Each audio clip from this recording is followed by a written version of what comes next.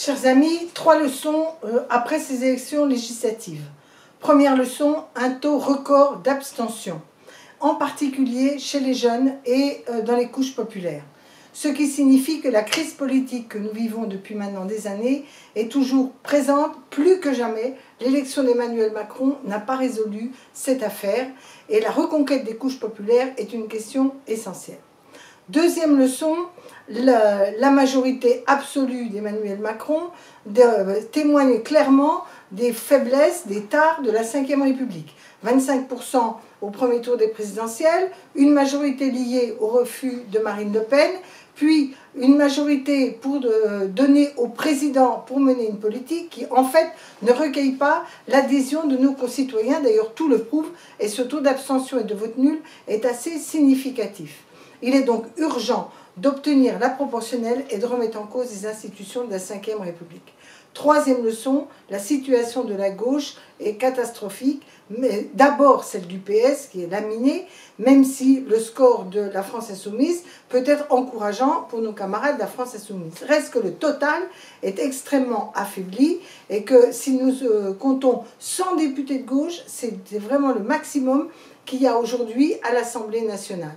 La leçon, elle est connue, quand la gauche est divisée, toute la gauche va mal, elle est impuissante et le peuple de gauche se sent orphelin.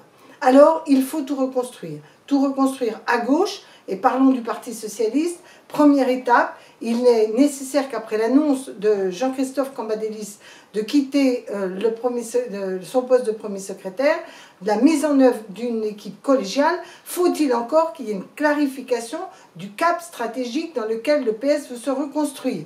Et là, il y a deux grandes questions à résoudre. Sommes-nous, oui ou non, dans l'opposition au gouvernement d'Édouard Philippe et à la politique d'Emmanuel Macron? Le PS doit dire clairement que nous sommes dans cette opposition et que nous ne pouvons pas voter la confiance au gouvernement. Ça va être une épreuve de vérité.